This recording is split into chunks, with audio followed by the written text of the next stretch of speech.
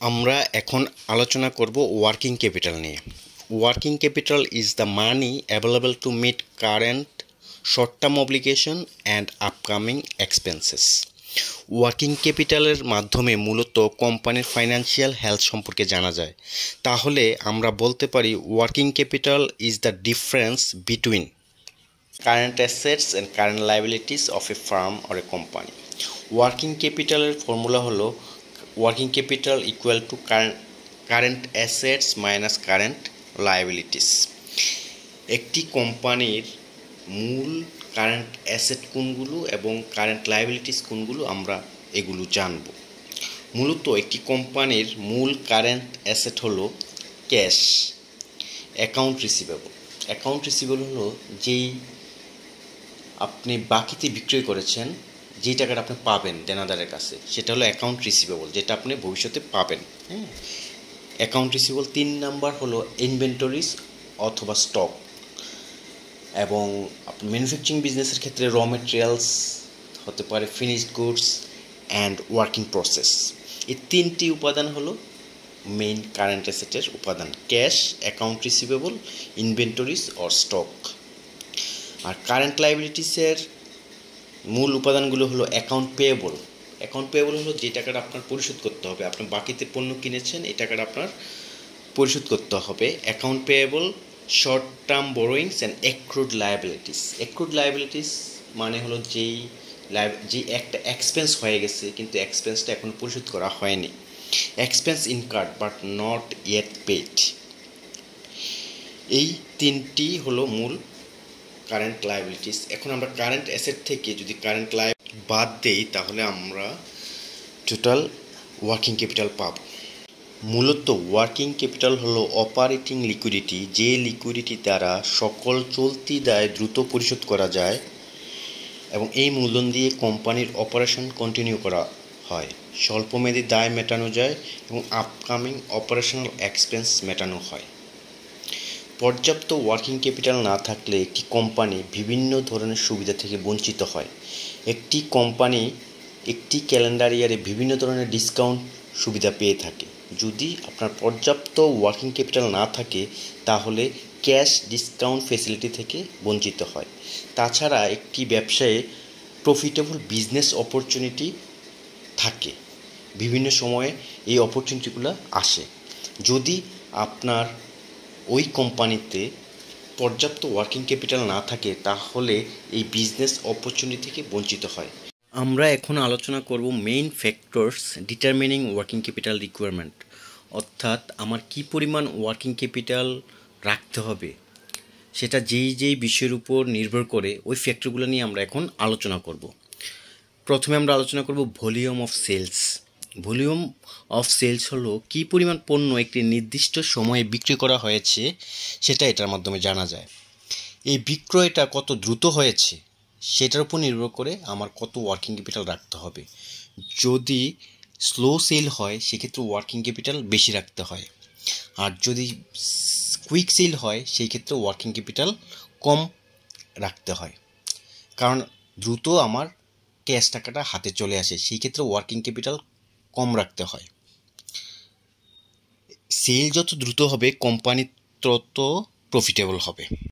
2 নম্বরে আমরা আলোচনা করব terms of purchase and sale, অর্থাৎ আমরা যে পারচেজ করি এবং সেল করি সেটা কোন শর্তে করা হয়, নগদে বেশি করা হয় না বাকিতে বেশি করা হয়, সেটার উপর নির্ভর করে আমাদের ক্যাপিটাল রাখতে হয়। যদি আমরা পারচেজের ক্ষেত্রে চিন্তা করি, যদি আমরা নগদে পারচেজ করি সেই ক্ষেত্রে আমার ওয়ার্কিং ক্যাপিটাল বেশি লাগে, কারণ আমার নগদ টাকা দিতে হচ্ছে। আর যদি আমি বাকিতে পারচেজ করতে পারি সাপ্লাইয়ের কাছ থেকে সেই ক্ষেত্রে আমার ওয়ার্কিং ক্যাপিটাল কম লাগবে। আর সেলের ক্ষেত্রে এটা বিপরীত, যদি আমি নগদে সেল করি, বেশিরভাগ সেল আমার নগদ হয়, সেক্ষেত্রে আমার ওয়ার্কিং ক্যাপিটাল কম লাগবে। আর যদি বাকিতে সেল হয় সেক্ষেত্রে আমার ওয়ার্কিং ক্যাপিটাল বেশি লাগবে। এই জন্য পারচেজ এবং সেলের টার্মের উপর আমার ওয়ার্কিং ক্যাপিটালটা বেশি লাগবে না কম লাগবে সেটা নির্ভর করে। এই জন্য আমরা যত নগদে বিক্রি করতে পারবো আমাদের ওয়ার্কিং ক্যাপিটাল কম রাখতে হবে। 3 নম্বরে আমরা আলোচনা করব tied up period of inventory. Tide up period means holding period of inventory. Tied-up period is the amount of time inventory or stock remains in storage until sold. অর্থাৎ একটা পণ্য পারচেজ করার পর বিক্রয় করার আগ পর্যন্ত যতটুকু সময় স্টোরেজে রাখতে হয় সেটা হলো টাইড আপ পিরিয়ড। এই পিরিয়ডটা যত বেশি হবে আমাদের ওয়ার্কিং ক্যাপিটাল তত বেশি রাখতে হবে। এই টাইড আপ পিরিয়ড যত কম হবে আমাদের ওয়ার্কিং ক্যাপিটাল তত কম রাখতে হবে। তাই যত দ্রুত প্রোডাক্ট পারচেজ করার পর সেল করা যায় তত প্রফিট বেশি হয়। এই জন্য আমাদের টাইড আপ পিরিয়ডটা যত দক্ষতার সাথে আমরা হ্যান্ডেল করতে পারবো আমাদের বিজনেসের প্রফিটেবিলিটি তত বাড়বে। তাই টাইড আপ পিরিয়ডটা খুবই গুরুত্বপূর্ণ। নম্বরে আমরা আলোচনা করব tied up period of receivable, অর্থাৎ holding period of receivable. Tied up period of receivable is the time it takes to collect cash from sale of inventory. অর্থাৎ বাকিতে বিক্রয় করার পর দেনাদারের কাছ থেকে টাকা আদায় করতে যে সময়টা নেয় সেটাকে Tide up period of receivable বলে। এই টাইড আপ পিরিয়ডের পরিমাণ সময়টা যত বেশি হবে ওয়ার্কিং ক্যাপিটাল তত বেশি প্রয়োজন হবে। Tide up period of receivable পরিমাণ সময়টা যত কম হবে ওয়ার্কিং ক্যাপিটাল তত কম প্রয়োজন হবে। সেই ক্ষেত্রে টাইড আপ পিরিয়ডটা আমাদের খেয়াল রাখতে হবে।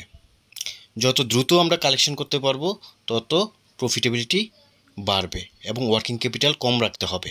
আমরা 5 নম্বরে আলোচনা করব tied up period of payable, অর্থাৎ হোল্ডিং পিরিয়ড অফ পেয়েবল।